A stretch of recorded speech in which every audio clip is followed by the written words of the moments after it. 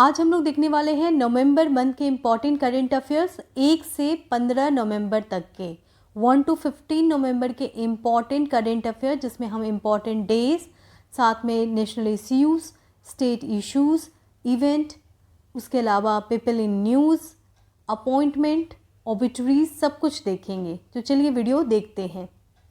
Central vigilance week जो है वो बनाया जाता है 31 अक्टूबर से लेके 6 नवंबर तक। जी हाँ, 31 अक्टूबर यानी सरदार वल्लभ भाई पटेल के बर्थडे से मनाया जाता है 6 नवंबर तक सेंट्रल विजिलेंस वीक। विजिलेंस का मतलब है करप्शन फ्री इंडिया। जी हाँ, करप्शन फ्री इंडिया बनाने के लिए ये वीक मनाया जाता है। ये एक अवेयरनेस वीक है, सेंट्रल विजिलेंस वीक। आगे बढ़ते हैं। वर्ल्ड सुनामी अवेयरनेस डे मनाया जाता है 5 नवंबर को। वर्ल्ड सुनामी डे, सुनामी से अवेयर रहने की बात की जाती है।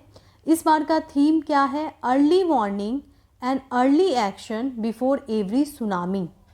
ये डे काफ़ी इम्पॉर्टेंट है। ये अवेयरनेस के लिए किया गया है ताकि अर्ली वार्निंग और अर्ली एक्शन की बात किया जा सके। आगे बढ़ते हैं। वर्ल्ड रेडियोग्राफी डे, ये क्या है? देखिए, नवंबर 8 को बनाया जाता है वर्ल्ड रेडियोग्राफी डे। और रेडियोग्राफी एक बहुत ही इम्पॉर्टेंट वे है ताकि हम अपने बॉडी के अंदर के जो प्रॉब्लम्स है उसको समझ लेते हैं। एक्सरे करवाया जाता है और रेडियोग्राफी यानी कि रेडिएशन के थ्रू हम अपने बॉडी के इंटरनल पार्ट के प्रॉब्लम्स को समझते हैं और बोन से जो भी रिलेटेड इश्यू होता है। इस बार का थीम क्या है? Radiographers at the forefront of patient safety. Radiographers at the forefront of patient safety. Video में कहीं भी डाउट हो तो ज़रूर पूछें और आवाज़ या किसी चीज़ में इशू हो तो ज़रूर बताएं। इन्फेंट प्रोटेक्शन डे, ये डे मनाया जाता है नवंबर 7 को। इन्फेंट प्रोटेक्शन डे का मोटिव है, जी हाँ, बच्चों को बचाना, क्योंकि IMR इंडिया का काफ़ी ख़राब है इन्फेंट मोर्टेलिटी रेट। हालांकि अभी हाल में एक रिपोर्ट आई है जिसमें सुधार बताया गया है। ये रिपोर्ट है SRS यानी सैंपल रजिस्ट्रेशन सिस्टम की, जिसमें ये बताया गया 2019 में 30 पर 1000 लाइव बर्थ IMR है इंडिया का। और पहले कितना था? पहले था 37 पर 1000 लाइव। तो ये डिफरेंस है infant mortality rate of India. ये ध्यान रखें क्योंकि इससे आप कोट कर सकते हो अपने मेंस के आंसर्स में ये रिपोर्ट। ठीक है। इन्फेंट प्रोटेक्शन डे कब मनाया जाता है? नवंबर 7 को। आगे बढ़ते हैं। International week of science and peace, ये बनाया जाता है नवंबर 9 टू नवंबर 14। ये पूरा वीक सेलिब्रेट किया जा रहा है नवंबर 9 से लेके नवंबर 14 तक। International week of science and peace, इस बार का जो ऑब्जर्वेशन है ये किया गया है इंटरनेशनल ईयर ऑफ पीस। ठीक है, 1986 से इसे बनाना स्टार्ट किया गया था international week of science and peace, जिसमें साइंस की बात की जाती है कि कैसे साइंस जो है वो पीस मेंटेन करने में इम्पॉर्टेंस रखता है। World science day for piece and development कब मनाई जाती है? तो ये बनाया जाता है 10 नवंबर को। ठीक है, तो ये ध्यान रखिएगा, 10 नवंबर को सेलिब्रेट किया जाता है world science day for piece and development. इसका थीम है basic science for sustainable development. Basic science for sustainable development. World usability day, ये बनाया जाता है 11 नवंबर को। 11 नवंबर को वर्ल्ड यूजेबिलिटी डे बनाया जाता है और इस बार का थीम बहुत इंटरेस्टिंग था, आर हेल्थ। थीम क्या था? Our health. World usability day का मतलब होता है मेक थिंग्स ईजियर। हम किसी चीज़ को आसान बना सकते हैं अगर हम उसको कॉम्प्लेक्स नहीं समझते हैं। ठीक है, तो अगर हम किसी प्रॉब्लम को कॉम्प्लेक्स समझते हैं तो वो कॉम्प्लेक्स हो जाता है, लेकिन हम किसी प्रॉब्लम को ईजी समझते हैं तो वो ईजी हो जाता है। तो world usability day. Public service broadcasting day कब मनाया जाता है? तो ये बनाया जाता है 12 नवंबर को, क्योंकि इसी दिन महात्मा गांधी पहली बार ऑल इंडिया रेडियो में स्पीच दिए थे दिल्ली 1947 में। ठीक है, तो क्यों ये डे इम्पॉर्टेंट है? क्योंकि महात्मा गांधी पहली बार ऑल इंडिया रेडियो में आए थे और इसी दिन को हम लोग सेलिब्रेट करते हैं पब्लिक सर्विस ब्रॉडकास्टिंग डे 12 नवंबर। नेशनल न्यूज़ पे आगे बढ़ते हैं। चलिए देखते हैं नेशनल न्यूज़, जो कि इम्पॉर्टेंट करेंट अफेयर कवर किया जा रहा है नवंबर महीने का। सबसे पहला इम्पॉर्टेंट न्यूज़ ये है कि C295 जो कि एक ट्रांसपोर्ट एयरक्राफ्ट है उसके लिए एक मैन्युफैक्चरिंग हब इस्टेब्लिश किया जा रहा है वडोदरा गुजरात में। वडोदरा गुजरात में इंडिया का पहला प्राइवेट सेक्टर मैन्युफैक्चर हब बनाया जा रहा है जो कि मैन्युफैक्चर करेगा C295 ट्रांसपोर्ट एयरक्राफ्ट। ये एयरक्राफ्ट पहला एक ऐसा सेंटर है जहां पे एयरक्राफ्ट बनाया जा रहा है प्राइवेट सेक्टर के द्वारा। ये जो एयरक्राफ्ट है वो मैन्युफैक्चर किया जा रहा है Tata advance system limited, Airbus defence और स्पेस स्पेन के कोलैबोरेशन से, यानी ये तीनों कंपनी मिलकर इस ट्रांसपोर्ट एयरक्राफ्ट को बनाएगी जिसका नाम है C295। ये इंडिया का पहला मेड इन इंडिया एयरक्राफ्ट है जो कि एक्सपेक्ट किया जा रहा है 2026 तक ये चलेगा। फुटबॉल फॉर स्कूल एक अभियान है, एक स्कीम है जो कि स्टार्ट किया जा रहा है union education minister Dharmendra Pradhan के द्वारा, जिसके अंतर्गत एक MOU साइन किया गया है। आपको ध्यान रखना है ये MOU किस कंट्री के किस ऑर्गेनाइजेशन के बीच में साइन किया गया है, तो ये किया गया है फीफा और AIFF यानी ऑल इंडिया फुटबॉल फेडरेशन के द्वारा, जहां पे फुटबॉल फॉर स्कूल प्रोग्राम के अंतर्गत 25 मिलियन यंग बॉय और गर्ल को ट्रेनिंग दी जाएगी और इंटीग्रेटेड लर्निंग प्रोग्राम के अंतर्गत इसे किया जाएगा, जहां पे उनकी पढ़ाई के साथ साथ उनको गेम में भी इन्वॉल्व किया जाएगा। फुटबॉल फॉर स्कूल प्रोग्राम काफ़ी इम्पॉर्टेंट प्रोग्राम है क्योंकि ये एक इंटरनेशनल ऑर्गेनाइजेशन यानी फीफा और ऑल इंडिया फुटबॉल फेडरेशन के MOU के साथ यूनियन एजुकेशन मिनिस्टर इंडिया में स्टार्ट कर रहे हैं एक बहुत ही बड़ा प्रोग्राम जिसका नाम है फुटबॉल फॉर स्कूल। आगे बढ़ते हैं।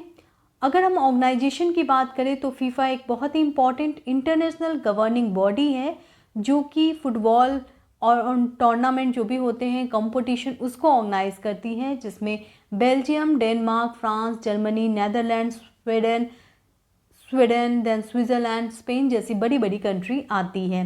अगर इसके प्रेसिडेंट कौन है तो वो है गियानी इन्फेंटिनो और ये बना था 1904 में, जिसका हेडक्वार्टर ज़ूरिच स्विट्ज़रलैंड में है। तो ध्यान रखें हेडक्वार्टर कहाँ है, ज़ूरिच स्विट्ज़रलैंड। कब बना था, 1904 में, और इसके प्रेसिडेंट कौन है, गियानी इन्फेंटिनो। आगे बढ़ते हैं। ऑल इंडिया फुटबॉल फेडरेशन की बात करें तो ये भी एक गवर्निंग बॉडी है जो कि फुटबॉल इन इंडिया को देखती है। ये जो गवर्निंग बॉडी है ये बना था 1935 में दरभंगा में, और बाद में इसका जो हेडक्वार्टर है वो द्वारका न्यू दिल्ली में इस्टेब्लिश किया गया है। ये एक इम्पॉर्टेंट बॉडी है जिसका नाम है ऑल इंडिया फुटबॉल फेडरेशन। आगे बढ़ते हैं। वर्ल्ड का टॉलेस्ट शिवा स्टैच्यू जो कि विश्वास स्वरूपम के नाम से जाना जाएगा, ये इस्टेब्लिश किया जा रहा है राजस्थान के राजसमंद डिस्ट्रिक्ट में। ये विश्वास स्वरूपम जो है वो शिव का स्टैचू है और ये वर्ल्ड का टॉलेस्ट स्टैचू है, तो काफ़ी मायने रखता है। कहाँ इस्टेब्लिश हो रहा है, राजस्थान में। आगे बढ़ते हैं। हरित आयकर स्कीम जो कि बहुत ही इम्पॉर्टेंट स्कीम है, स्टार्ट किया गया है इनकम टैक्स डिपार्टमेंट के द्वारा, जिसमें ग्रीनरी और माइक्रो फॉरेस्ट को डेवलप करने की बात की गई है। ये जो अभियान है वो स्टार्ट किया गया है किसके द्वारा, इनकम टैक्स डिपार्टमेंट के द्वारा। इनकम टैक्स डिपार्टमेंट ने स्टार्ट किया है हरित आयकर स्कीम, और ये कब स्टार्ट किया गया है, तो ये स्टार्ट किया गया है नेशनल यूनिटी डे यानी कि 31 अक्टूबर को स्टार्ट किया गया है। और ये ग्रीनरी यानी ग्रीन प्लांट जो हब है माइक्रो फॉरेस्ट, उनको डेवलप किया जाएगा, उनको एक्सटेंड किया जाएगा, उनको बढ़ाया जाएगा ताकि बायोडाइवर्सिटी मेंटेन रहे पूरे इंडिया में। ठीक है, आगे बढ़ते हैं। सिविल 20 स्कीम एक अलग स्कीम है, बहुत ही यूनिक स्कीम है। ये स्टार्ट किया जा रहा है G20 ऑफिशियल इंगेजमेंट ग्रुप के लिए। जी हाँ, G20 कंट्रीज़ के जो ऑफिशियल्स हैं उनके लिए स्टार्ट किया गया है सिविल 20, जिसकी लीडरशिप कौन कर रही हैं, स्पिरिचुअल लीडर माता अमृतांगदामाई देवी, वो करने वाली हैं इनका चेयर। तो ये इम्पॉर्टेंट हो जाता है सिविल 20 स्कीम, जिसकी जो लीडर है वो कौन है, अमृतांगनंदा माई देवी। आगे बढ़ते हैं। WhatsApp chatbot based QR ticketing service. जी हाँ, व्हाट्सएप ने बेंगलोर मेट्रो स्टेशन से मिलकर एक चैटबॉट स्टार्ट किया गया है, जिसके अंतर्गत आप टिकटिंग सर्विस को प्रमोट कर सकते हैं। यानी इसके द्वारा आप टिकट ले सकते हैं, चैटबॉट से डिस्कस कर सकते हैं प्रॉब्लम, और ये कंप्लेन जो भी हो वो चैटबॉट आपको सॉल्व करेगी आपकी प्रॉब्लम को। व्हाट्सएप किसके साथ मिलके कर रहा है, ये सवाल आ सकता है। तो बेंगलोर मेट्रो स्टेशन के साथ मिलकर एक नया क्यूआर टिकटिंग सर्विस स्टार्ट कर रहा है WhatsApp chatbot. Chatbot for UIDAI, जी हाँ, एक अनदर चैटबॉट जो कि काफ़ी न्यूज़ में था, ये है आधार मित्र।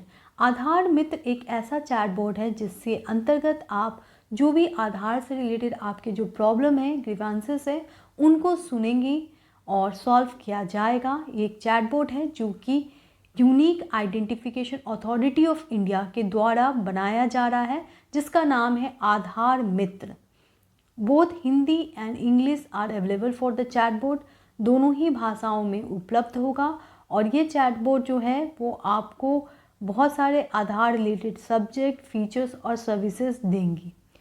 The resident only need to type their question into the chatbot to receive the appropriate response right way. आपको बस अपने क्वेश्चन को इस चैटबॉट में लिखना होगा और चैटबॉट आपको तुरंत इसका रिस्पॉन्स देगी, क्योंकि आधार से रिलेटेड बहुत सारे सवाल सबके माइंड में आते हैं, बहुत सारे प्रॉब्लम्स होते हैं। आप अपने सारे प्रॉब्लम्स, ग्रीवांसेस को इस ऐप के थ्रू, इस चैटबॉट के थ्रू सॉल्व कर सकते हैं, जिसका नाम है आधार मित्र। 6th एडिशन ऑफ गंगा उत्सव कहाँ हो रहा है? न्यू दिल्ली में हो रहा है। गंगा उत्सव यानी गंगा फेस्टिवल, इसका मेन पर्पस यही है कि गंगा के रिलेटेड अवेयरनेस फैलाया जाए। गंगा उत्सव बहुत मायने रखता है ताकि गंगा को प्रोटेक्ट किया जाए, और ये इस बार का 6th एडिशन कहाँ हो रहा है? न्यू दिल्ली में हो रहा है। फ्लड हब प्लेटफॉर्म, जी हाँ, फ्लड कभी भी आ जाता है, पता नहीं चलता है। ऐसे में गूगल ने एक बहुत ही इम्पॉर्टेंट स्टेप लिया है, एक प्लेटफॉर्म लॉन्च किया है जिसका नाम है फ्लड हब। एक ऐसा प्लेटफॉर्म है गूगल के द्वारा जिससे ये पता लगाया जा सकता है कि कब फ्लड आने वाला है, ताकि ज़्यादा से ज़्यादा लोगों को बचाया जा सके, नेचुरल कैलेमिटी से बचाया जा सके। सुप्रीम कोर्ट ने 10% रिजर्वेशन जो है वो EWS कोटा में देने का मतलब वैलिड बता दिया है। यानी कि जो EWS के कोटा के अंतर्गत रिजर्वेशन दिया जा रहा है, 2019 में ये लाया गया था। आर्टिकल 15(6) और आर्टिकल 16(6) को कॉन्स्टिट्यूशन में डाला गया था ताकि ये अमेंडमेंट हो पाए। ये अमेंडमेंट कौन सा है? 103rd अमेंडमेंट है, 2019 का ये अमेंडमेंट था, जिसके अंतर्गत 10% रिजर्वेशन जो है वो इकोनॉमिकली वीकर सेक्शन को दिया जाएगा, लैंड साइज के आधार पे और एनुअल इनकम के आधार पे। जिनका भी इनकम 8 लाख से कम है उन लोगों को इकोनॉमिकली वीकर सेक्शन कैटेगरी में रखा जाएगा और उनको 10% रिजर्वेशन दिया जाएगा। अब क्या हो गया? अब आपका रिजर्वेशन जो है वो हो गया है 60%, क्योंकि 60% हो गया है क्योंकि ऑलरेडी 50% था रिजर्वेशन, और अब क्योंकि 10% मिल रहा है तो अबाउट 59% रिजर्वेशन जो है वो दिया जा रहा है, EWS रिजर्वेशन। और ये दिया जा रहा है किस कमीशन के अंतर्गत? वो कमीशन इंपॉर्टेंट है, SR सिन्हू कमीशन ने ये रिकमेंडेशन दी थी कि इकोनॉमिकली वीकर सेक्शन को भी रिजर्वेशन मिलना चाहिए। आगे बढ़ते हैं। Agenda for member of Panchayati राज, जी हाँ, एक इम्पॉर्टेंट बुक रिलीज़ की गई है गिरिराज सिंह के द्वारा, जो कि मिनिस्ट्री ऑफ पंचायती राज को देखते हैं। उन्होंने ये किताब रिलीज़ की है जिसका नाम है agenda for member of Panchayati राज। इस बुक में मनरेगा, दीनदयाल अंत्योदया योजना जैसे इम्पॉर्टेंट योजना पे जनरल पब्लिक के लिए अवेयरनेस के लिए ये बुक रिलीज़ की गई है जिसका नाम है agenda for member of Panchayati Raj. Rank and reports देख लेते हैं। ये एक इम्पॉर्टेंट सेगमेंट है नवंबर मंथ के rank and reports. India top in the list of cheapest manufacturing unit, जी हाँ, इंडिया जो है वो बहुत ही आगे आया है, टॉप हुआ है सबसे ज़्यादा चिपेस्ट मैन्युफैक्चरिंग यूनिट में। चाइना और वियतनाम के बाद इंडिया जो है उनको भी पीछे छोड़ दिया है और इंडिया जो है वो टॉप रैंक पे आया है, तो बहुत बड़ी न्यूज़ है। ये रिपोर्ट निकाली गई थी US news and world report के द्वारा, जिसमें 85 नेशन थे और इसमें इंडिया ने 31st पोजीशन लाया है और ओवरऑल बेस्ट कंट्री रैंकिंग में आया है। ये रिपोर्ट बहुत इंपॉर्टेंट रिपोर्ट है। इसमें 73 एट्रीब्यूट्स को रखा गया है, जिसमें एडवेंचर, एग्लिटी, एंटरप्रेन्योरशिप जैसे पैरामीटर से ये रिपोर्ट नापा गया है। इस रिपोर्ट में 100% जो चीप मैन्युफैक्चरिंग कॉस्ट है वो इंडिया का है। ग्लोबल टीबी रिपोर्ट, WHO ने एक रिपोर्ट निकाली, ग्लोबल टीबी रिपोर्ट। ये रिपोर्ट इम्पॉर्टेंट है क्योंकि ये टीबी से रिलेटेड है। ट्यूबरक्लोसिस एक बहुत बड़ी बीमारी है जिससे पूरे वर्ल्ड में काफ़ी लोग अफेक्टेड हैं। इंडिया की अगर बात की जाए तो इंडिया में क्या कंडीशन है तो देख लेते हैं। इंडिया में 18% का डिक्लाइन हुआ है, ठीक है। और अगर देखें पूरे ग्लोबल एवरेज में तो ग्लोबल एवरेज देखा जाए पूरे वर्ल्ड में 11% घटा है। इंडिया में इतना अच्छा नहीं है, इंडिया में 18% डिक्लाइन हुआ है। लेकिन हाँ, डिक्लाइन हुआ है। 2015 से बात की जाए तो 2021 में इंडिया में टीबी के केसेस कम हुए हैं। 22 करोड़ लोग आज टीबी से इम्पैक्ट में हैं, टीबी से अफेक्टेड हैं, ठीक है। लेकिन फिर भी इम्प्रूवमेंट है क्योंकि 2015 में ज़्यादा लोग थे और आज 2021 में कम हुए हैं, ठीक है। और 18% डिक्लाइन हुआ है। UNHCR ने एक बहुत ही इम्पॉर्टेंट रिपोर्ट दिया है जिसका नाम है रिफ्यूजी रिपोर्ट, जिसके अंतर्गत वर्ल्ड में रिफ्यूजी की संख्या बढ़ी है। देखिए वर्ल्ड वाइड जो है वो रिफ्यूजी जो हैं वो बढ़े हैं, 32 मिलियन हो गए हैं 2022 में। अगर हम 2021 की बात करें तो केवल 25 मिलियन थे, यानी कि 7 मिलियन जो है वो बढ़ोतरी हुई है रिफ्यूजी की।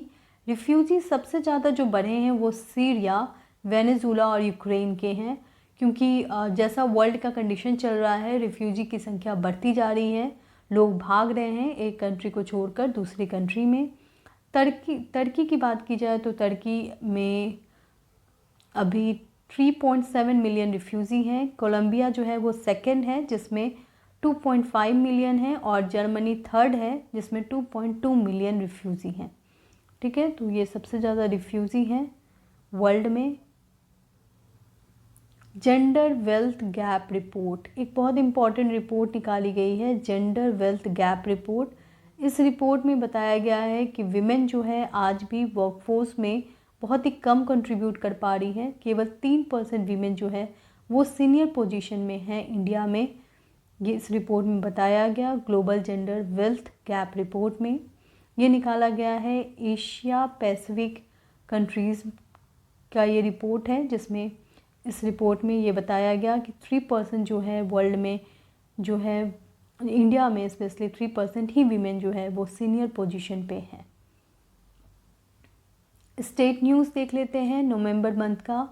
राष्ट्रीय आदर्श वेदा विद्यालय, union education minister Dharmendra Pradhan ने इंडिया का सेकंड राष्ट्रीय आदर्श वेदा विद्यालय स्टार्ट किया है पुरी में। पुरी यानी उड़ीसा में स्टार्ट किया गया है।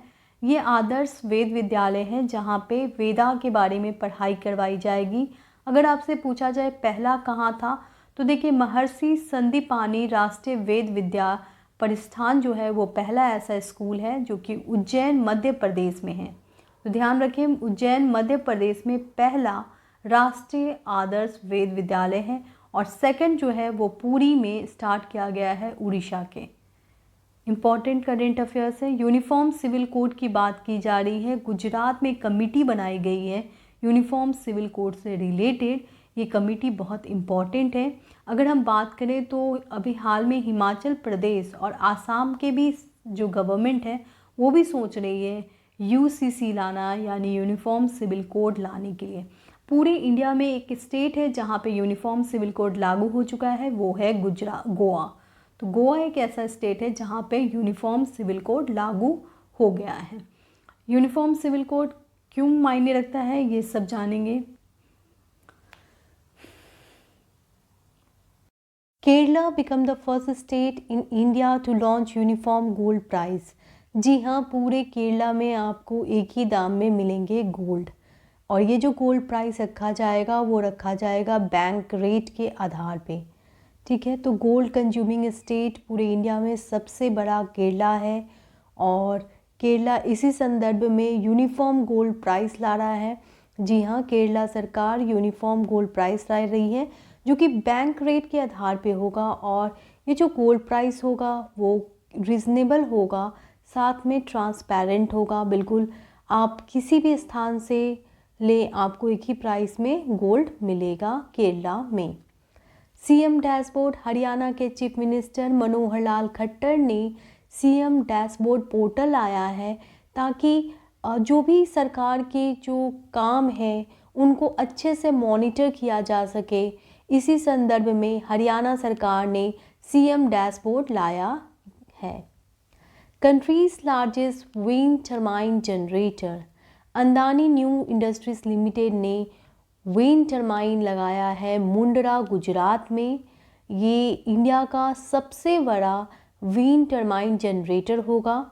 ये जनरेटर जो है 4 मिलियन वॉट कैपेसिटी रखता है इलेक्ट्रिसिटी जनरेट करने का, और एक बहुत इंपॉर्टेंट स्टेप है क्योंकि ये रिन्यूएबल एनर्जी सोर्स है। तो जैसा कि हम सभी जानते हैं, अभी COP27 हुआ, मीट हुआ, जहाँ पे हमने बताया कि इंडिया की क्या क्या अचीवमेंट रही है रिन्यूएबल एनर्जी सोर्स में।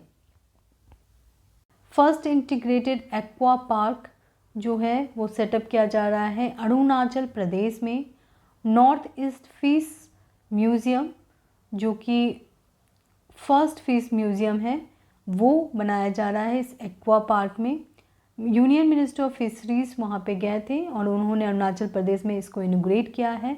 ये इंडिया का पहला एक्वा पार्क है जिसको इनॉग्रेट किया गया है। हालांकि इसका announcement prime minister Narendra Modi ji ने प्रधानमंत्री मत्स्य संपदा योजना के अंतर्गत कर दिया था, और ये भी बताया था कि एक्वा पार्क बनाया जाएगा अरुणाचल प्रदेश में। मानगढ़ धाम काफ़ी न्यूज़ में था। क्यों न्यूज़ में था? क्योंकि प्राइम मिनिस्टर नरेंद्र मोदी जी ने इसे इनॉग्रेट किया है और ये बन गया है अब देश का नेशनल मोन्यूमेंट। जी हाँ, इंडिया के नेशनल मोन्यूमेंट में इसे काउंट किया जाएगा। मानगढ़ धाम ये कहाँ है? तो ये है राजस्थान में, ये ध्यान रखें। मानगढ़ धाम काफ़ी इम्पॉर्टेंट है क्योंकि ये व्हील कम्युनिटी जो कि एक ट्राइबल कम्युनिटी है, आपने नाम सुना होगा व्हील कम्युनिटी, एक ट्राइबल कम्युनिटी है, उनको रिप्रेजेंट करते हैं। यहाँ पे एक फ्रीडम फाइटर की भी नाम आती है जिनका नाम है श्री गोविंद गुरु, ठीक है, उनको ये रिप्रेजेंट करता है मानगढ़ धाम जो कि कहाँ है? राजस्थान में है। ये इम्पॉर्टेंट है और ये एक नेशनल मोन्यूमेंट है। यहाँ पे केवल इम्पॉर्टेंट करेंट अफेयर्स कवर किए जाते हैं ताकि आप जल्द से जल्द रिवाइज कर पाएँ। साइबर इंटेलिजेंट यूनिट सेटअप किया जा रहा है किस राज्य सरकार के द्वारा? तो ये किया जा रहा है महाराष्ट्र गवर्नमेंट के द्वारा साइबर इंटेलिजेंट यूनिट, ताकि साइबर क्राइम को कम किया जाए और फिनेंशियल क्राइम को भी कम किया जाए। तो ध्यान रखें, साइबर इंटेलिजेंस यूनिट कहाँ बन रहा है? महाराष्ट्र में। परफॉर्मेंस ग्रेडिंग इंडेक्स निकाला गया है, स्कूल स्टूडेंट्स के इंडेक्स निकाले गए हैं, मिनिस्ट्री ऑफ एजुकेशन ने ये रिलीज़ किया है। इसके अंतर्गत पॉलिसी मेकिंग और हाई क्वालिटी एजुकेशन पे फोकस करने की बात की गई है। Performance grading index. First floating financial literacy camp बहुत ही इंपॉर्टेंट है। ये स्टार्ट किया जा रहा है, ये सवाल आएगा। तो ये किया जा रहा है जम्मू एंड कश्मीर के श्रीनगर में पहला पोस्ट पेमेंट बैंक जो कि फ्लोटिंग होगा, ठीक है। फ्लोटिंग फिनेंशियल लिटरेसी कैंप है, यानी कि पोस्ट पेमेंट बैंक ने, जो इंडिया का पोस्ट पेमेंट बैंक है इंडिया पोस्ट पेमेंट बैंक, उन्होंने एक कैंप स्टार्ट किया। ये जो कैंप है कहाँ स्टार्ट किया गया? तो ये एक फ्लोटिंग कैंप है जो कि फ्लोट करते हुए एजुकेट करेगा, ठीक है। तो ये इसका नाम रखा गया है निवेशक दीदी। ध्यान रखें, निवेशक दीदी।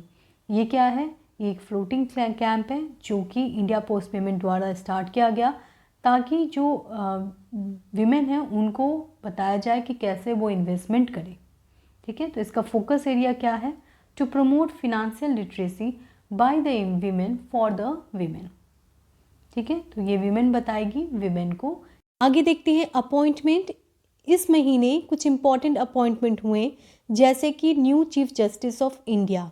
जी हाँ, new chief justice of India बनाया गया वाई चंद्रचूड़ को। ये 58th head of Indian judiciary हैं। इन्होंने सक्सीड किया है उदय उमेश ललित को, और ये प्रेसिडेंट बने रहेंगे नवंबर 10, 2024 तक, क्योंकि इनका एज हो जाएगा 65। और जैसा कि आपको पता है जो चीफ जस्टिस ऑफ इंडिया होते हैं उनका मैक्सिमम एज 65 ईयर्स होना चाहिए। ठीक है, मतलब 65 ईयर्स तक ही आप चीफ जस्टिस ऑफ इंडिया बने रह सकते हैं। 65 ईयर्स के बाद आपकी रिटायरमेंट हो जाएगी। New president of international hockey federation बनाया गया मोहम्मद तायब इकाम को, इनको बनाया गया है new president of international hockey federation. Chairman of law commission बनाया गया है ऋतुराज अवस्थी को। देखिए चेयर लॉ कमीशन क्या है, तो लॉ कमीशन एक कॉन्स्टिट्यूशनल बॉडी है जो कि 4 इयर्स के लिए बनाया जाता है। 2020 में ही बनाया गया था, लेकिन इसके जो पोजीशन है चेयरपर्सन का वो अभी हाल में अपॉइंट किया गया है, वो है ऋतुराज अवस्थी। ब्रांड एम्बेसडर बंधन बैंक के कौन बनाए गए हैं? जी हाँ, सौरभ गांगुली को बनाया गया है। सीसीआई यानी कॉम्पिटिशन कमीशन ऑफ इंडिया की एक्टिंग चेयरपर्सन बनाई गई हैं संगीता वर्मा। ठीक है, ये एक्टिंग चेयरपर्सन है। G20 मीट इंडियन सरपा इन G20 मीट जो है वो होने वाले हैं अमिताभ कांत जो कि CEO रह चुके हैं नीति आयोग के, वो अपॉइंट किए गए हैं G20 मीट के इंडियन सरपा कौन होते हैं? वो हमारे डॉक्यूमेंट को, हमारे डिटेल्स को वहाँ पे रखते हैं।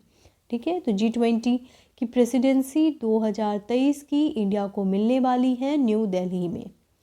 World largest exporter of sugar के वर्ल्ड लार्जेस्ट एक्सपोर्टर बन गया है India is now the world's leading producer and consumer of sugar as well as the world second largest exporter. जी हाँ, हम लोग कंज्यूमर तो हैं ही और वर्ल्ड के सेकेंड लार्जेस्ट एक्सपोर्टर भी हैं। ऑबिटुरीज देख लेते हैं इस मंथ। एला भट्ट जो कि रिनाउंड वीमेन राइट एक्टिविटिस्ट है, फाउंडर हैं सेवा की यानी सेल्फ एम्प्लॉयड वीमेन एसोसिएशन की, इनकी हाल में निधन हो गई है। इनको बहुत सारे अवार्ड दिए गए हैं जैसे कि Padma Bhushan, Ramon Magsaysay award, Indira Gandhi peace prize. Steel man of India किसे बोला जाता है? जी हाँ, जमशेदजी टाटा। आपने पढ़ा होगा जमशेदजी टाटा ने जमशेदपुर में सबसे पहले टाटा की नींव रखी थी। जी हाँ, टाटा जो कि आज बहुत ही रिनाउंड कंपनी है, उनके फाउंडर जमशेदजी टाटा की निधन हो गई है। इनकी डेथ 86 ईयर्स में हुई है हॉस्पिटल में जमशेदपुर में।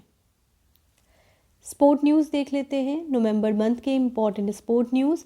India to host women's world boxing championship in 2023।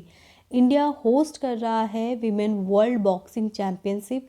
देखिए दो साल से अधिक साल मेरे हो गए हैं करंट अफेयर्स को कवर किए हुए, तो मैं बस इतना करना चाहती हूँ कि जो भी करंट अफेयर्स आपके सामने लाया जाता है वो इम्पॉर्टेंट ही होता है और एक्सपीरियंस है तो मैं समझ सकती हूँ कि क्या क्वेश्चंस आपके एग्ज़ाम में आ रहे हैं और इसी संदर्भ में ये वीडियो बनाया जा रहा है। India to host women's world boxing championship. India host करने वाला है वीमेंस वर्ल्ड बॉक्सिंग चैम्पियनशिप 2023 को, जो कि बहुत ही इम्पॉर्टेंट न्यूज़ है और ये बताया जा रहा है इंटरनेशनल बॉक्सिंग एसोसिएशन के द्वारा। अगर हम लोग बात करें इंटरनेशनल बॉक्सिंग एसोसिएशन के प्रेसिडेंट, वो है उमर क्रेम्बलेन। ठीक है, तो ध्यान रखें इनका भी नाम उमर क्रेम्बलेन। आगे बढ़ते हैं। 3rd addition of Khelo India university game. देखिए उत्तर प्रदेश गवर्नमेंट होस्ट करने वाली है खेलो इंडिया नेशनल यूनिवर्सिटी गेम, जो कि 2023-24 में होने वाला है 4 शहरों में। खेलो इंडिया नेशनल यूनिवर्सिटी गेम का 3rd एडिशन कहाँ हो रहा है? उत्तर प्रदेश में। ध्यान रखिए उत्तर प्रदेश के लखनऊ, गोरखपुर, वाराणसी और नोएडा में ये होने वाला है। फ्रेंडशिप एम्बेसडर अभी हाल में नीरज चोपड़ा को अपॉइंट किया गया है स्विट्ज़रलैंड टूरिज़्म के द्वारा। जी हाँ, स्विट्ज़रलैंड तो ऐसे भी टूरिज़्म के लिए जाना जाता है और वहाँ के फ्रेंडशिप एम्बेसडर कौन बने हैं? नीरज चोपड़ा। इंटरनेशनल न्यूज़ देख लेते हैं important. US treasury removes India from its currency monitoring list. देखिए US ट्रेजरी ने इंडिया को हटा दिया है करेंसी मॉनिटरिंग लिस्ट से। ये इंडिया के लिए अच्छी अचीवमेंट है। देखिए इंडिया के अलावा इटली, मैक्सिको, थाईलैंड और वियतनाम को भी हटाया गया है। The practice would mean that the country in question is artificially loading the value of its currency. देखिए जैसा कि हम सभी को पता है कि चाइना ऐसा करता है बार बार कि वो अपने करेंसी के वैल्यू को डाउन करता है ताकि उसके मार्केट में डिमांड बढ़े। ठीक है, तो कभी कभी इंडिया भी ऐसा करता है। तो अभी हाल में एक लिस्ट निकाली गई है, यूएस ट्रेजरी लिस्ट, जिसमें इंडिया को बाहर कर दिया गया है और बताया गया कि इंडिया ऐसा नहीं करता है। ठीक है, तो कौन कौन है लिस्ट में ये हमेशा ध्यान रखें। अभी भी इस लिस्ट में चाइना है, जापान है, कोरिया है, जर्मनी है, मलेशिया है, सिंगापुर है और ताइवान है। ठीक है, तो ये सारे जो हैं वो अभी भी करेंसी मॉनिटरिंग लिस्ट में है। Russia become India top oil supplier. देखिए इंडिया के टॉप ऑयल सप्लायर बन गया है रशिया। रशिया ने ईरान को रिप्लेस किया है, अब ईरान सेकंड है। पहले ईरान सबसे ज़्यादा ऑयल यानी तेल सप्लाई करता था इंडिया को, और अब कौन हो गया है, Russia. New PM of Israel, Israel के नए प्राइम मिनिस्टर कौन बने हैं? जी हाँ, बेंजामिन नेतन्याहू बन गए हैं इसराइल के नए प्राइम मिनिस्टर, और ये न्यूज़ आता है इसराइल गवर्नमेंट के द्वारा। डोंगी पोलो एयरपोर्ट, बहुत इंपॉर्टेंट न्यूज़ है। Greenfield airport, Hollongi airport of Arunachal Pradesh का नाम जो है वो चेंज कर दिया गया है और रख दिया गया है डोनी पोलो एयरपोर्ट ईटानगर में।